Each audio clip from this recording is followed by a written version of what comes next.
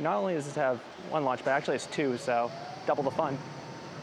And you gotta remember the falling with Goliath with this t-shirt. So here we go.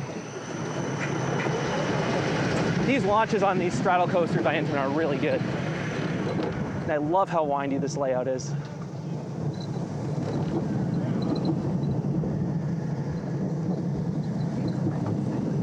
Here we go for launch two. Really feel the power there. A little lift on that hump.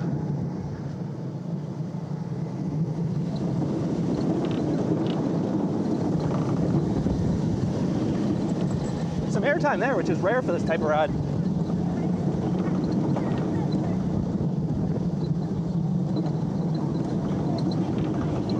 I actually love how windy this layout is. You can really, it's hard to memorize where you're going.